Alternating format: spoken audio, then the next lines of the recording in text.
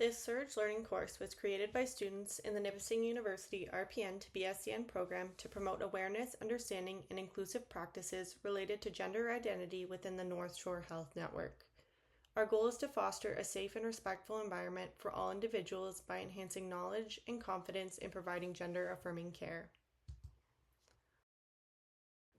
In this slideshow, we will be discussing gender expression, identity, and terminology, commonly used pronouns and what they are, importance of using proper pronouns and the impact of misgendering, inclusion and identifying, communicating mistakes, and demonstrating active allyship individually and as a network. We'll start by exploring what gender identity and gender expression mean, along with some common terms people may use to describe and identify themselves. Gender identity is the internal and deeply felt sense of being a man, a woman, or neither. Gender identity may or may not align with the gender typically associated with a person's sex. Gender expression refers to the various ways that people choose to express their gender identity. A person's gender identity may not align with societal expectations of gender. The Gender Unicorn is a helpful visual created by trans student educational resources that breaks down the complex concepts of gender identity, gender expression, sex assigned at birth, and attraction in a simple and inclusive way. Each aspect is represented separately to show that these elements of identity are not the same, and that everyone experiences them differently.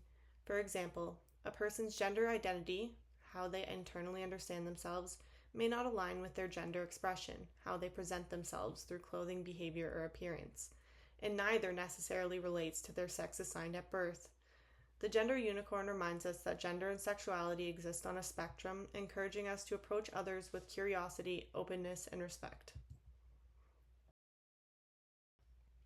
Some common terms people may use to describe their gender identity include cisgender, a person who identifies with the gender they were assigned at birth. Gender fluid, a person whose gender identity varies over time. Non-binary, a person whose gender identity does not align with a binary understanding of gender.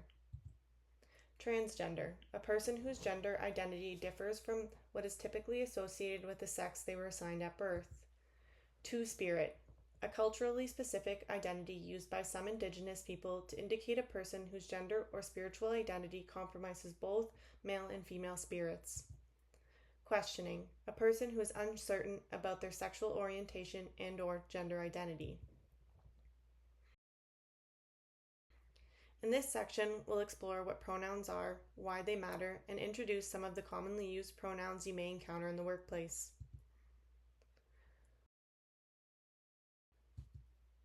Pronouns are words used to refer to someone without using their name. They reflect an individual's gender identity. Correct pronoun use fosters respect, belonging, and psychological safety. And pronouns are important for building an inclusive workplace culture.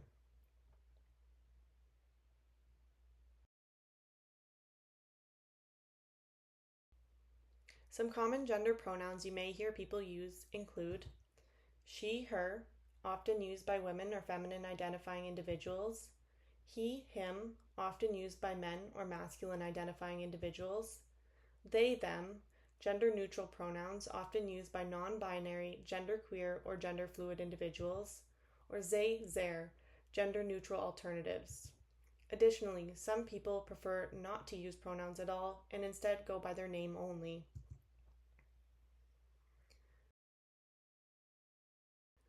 In this section, we'll discuss the importance of using correct pronouns and the impact misgendering can have on individuals. It is crucial to use the appropriate pronouns when referring to someone, especially in the workplace, because doing so respects their gender identity and shows that both parties value and respect one another. Using incorrect pronouns can potentially put the person in an unsafe situation by outing them, which means revealing someone's gender identity or sexual orientation without their permission. This can lead to significant emotional distress and other safety risks that we'll discuss in the next slide. Misgendering and other forms of invalidation can lead to body dissatisfaction, anxiety, rumination, dysphoria, and post-traumatic stress disorder. Depressive symptoms such as hypervigilance, poor social functioning, suicidality, and disordered eating are all consequences of these events. According to the gender minority stress model, transgender individuals may internalize stress, stigma, and discrimination, which can have detrimental effects on their mental health. A study conducted by Jacobson et al. 2023 found that misgendering was a frequent and distressing experience for non-binary participants. In the study, 59% reported being misgendered daily, 30% weekly or monthly, and only 11% yearly or less. Additionally, 58% of participants stated that they felt very or quite upset when misgendered, highlighting the significant emotional impact of this experience. In this section, we'll explore behaviors that help create an inclusive and respectful workplace where everyone feels valued. We will also look at appropriate and respectful ways to ask about someone's pronouns in everyday interactions. Inclusive behaviors start even before an individual is hired within a company. Trans and non-binary people have higher rates of poverty and unemployment than that of cisgendered people. Subconscious bias training helps to reroute harmful stereotypes associated with trans, non-binary, and/or gender-diverse individuals. It is imperative that every employer has a diversity, equity, and inclusion committee to help update policies and to ensure workplaces continue to grow and adapt to emergent needs and social changes. While many of these inclusive behaviors are for management and administrative positions, it is important that all employees are aware and informed of these changes. Washrooms, change rooms, etc. need appropriate signage, and clear signage should be visible to describe where to find alternative washrooms and change rooms. The reasoning behind this signage is simple: to give people options. Trust that an individual is where they mean to be, and always ensure employees know how to call if they have any questions or concerns regarding safety. Dress codes should be updated and have policies that support diversity of expression for all employees. Do not limit to gender-specific clothing, such as ties for men and skirts for women. Data management. Many forms and paperwork ask about gender or sex. Does this need to be included on the form? Does the form include pronouns? All forms include an individual's legal name. These should be updated to include the current or preferred name. Where able, all mail should be sent to individuals using their preferred name. Identifying pronouns can be awkward at first, but exercising these few steps, you can help create an environment that is supportive of gender diversity. Leading by example means offering your own pronouns first. This shows your commitment to creating a safe and inclusive space. It's not your job to magically know who is trans and who is not. However, by asking everyone their preferred pronouns, you're acknowledging that gender pronouns can't and should not be guessed on appearance. By asking often regarding pronouns, you understand that gender identity is fluid and can change over time. Until you know a person's pronouns, using they, them, or their, or by using their preferred name shows respect. Knowing and explaining why you are asking for their preferred pronouns helps to clarify your intentions and ease any anxieties you have about offending someone. Be sure to acknowledge their right not to answer, as disclosing a name or pronoun can be a vulnerable experience for an individual. If a trans or non-binary person comes out to you, a great way to respond is it okay if I ask some questions so I can better understand how to support you? Or, what might you need from me and from other colleagues to feel supported at work? As with any learning experience, mistakes can happen, and they feel uncomfortable for everyone involved. In this section, we'll explore respectful and constructive ways to handle mistakes related to gender identity and gender expression, so that learning and growth can continue in a safe and inclusive environment. What can misgendering someone look like? It can be using the wrong pronouns such as he or him when speaking with a transgender woman. It can be using gendered language, specifically nouns. For example, using nouns sister, girlfriend, or wife when speaking to a transgender man. It can also occur when referring to a group of individuals, such as ladies or gentlemen, when there may be a woman or non-binary person in the group. It can be using gendered categories when dividing people, such as boys and girls or men and women, when there may be non-binary people. When misgendering someone, it is important to not do the following. Do not apologize profusely. Apologizing repeatedly when you make an error can appear to be ungenuine and overcompensating. Do not ignore the person. If someone has corrected you on misgendering them, don't ignore them. This is dismissive behavior and is disrespectful to the person. Do not blame the person who you've misgendered.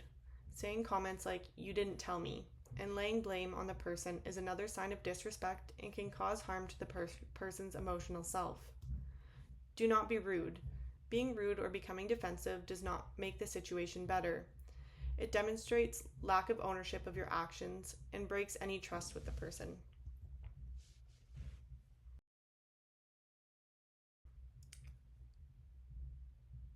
What to do if you misgender someone? Do apologize immediately and briefly. This can look like, "Oh, I'm sorry for being incorrect. I meant," insert the appropriate term. A short apology acknowledges your mistake, demonstrating accountability and sincerity. Thank the person who has corrected you. It demonstrates that you understand and are willing to do better. Continuing on with the conversation and using the correct language allows the person to feel comfortable. This removes the awkwardness and focus from the person, allowing them to feel included and respected. Whenever you can, practice. Practice using the correct language for people. This can help you feel comfortable and competent in your own conversations. Practice pausing in conversations to check yourself, to ensure you don't blurt out the wrong term. Practice using gender-neutral terms such as people instead of boys and girls. Firefighter, police officer instead of fireman or policeman. These are simple tips to make you feel confident in being inclusive in your conversations. Supporting gender identity and expression in the workplace is not just an individual responsibility. It's a collective effort. Creating an inclusive environment requires all staff members to be active allies. In this section, we will explore practical ways you can demonstrate allyship and contribute to respectful and affirming workplace culture. When we talk about allyship, it's not just about good intentions. It's about consistent action. A big part of allyship is speaking up against discrimination and microaggressions when they happen. Silence can feel like agreement, so using your voice to challenge harmful behavior helps create safer spaces for everyone. Building inclusive environments is also very important. Small details like using gender-neutral language, updating forms and signage, or wearing visible symbols of support such as rainbow pins, lanyards, or stickers can send a very powerful message of acceptance and support. These signals can show staff, patients, and visitors that they belong. Respecting identity is vitally important, ensuring we are always asking and using correct pronouns. Normalize introducing yourself with your pronouns can also help reduce stigma and show respect. And above all, allyship means ensuring equitable access to care for all, as emphasized by the Canadian Nurses Association. Finally, allyship is ongoing. Keep learning by attending training, reflecting on personal biases, and staying informed. Resources like Surge Learning modules, posters, and organizations such as Rainbow Health Ontario offer tools to strengthen our understanding and practice. Allyship is a journey, not a one-time action, and together we can make our workplace truly inclusive. As allies committed to creating awareness about the importance of gender identity and expression in the workplace, we've designed a series of vibrant and informative posters that you may notice displayed throughout the North Shore Health Network.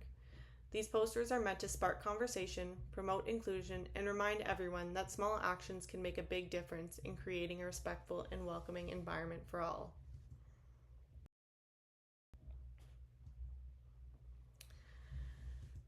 This is a pronoun etiquette badge card. It was designed to be a quick reference guide for respectful pronoun use and tips for promoting inclusivity in the workplace. Please scan the QR code or click the link below to check your knowledge. Your feedback is invaluable. Please scan the QR code or click the link below to complete a short follow-up survey about your learning experience.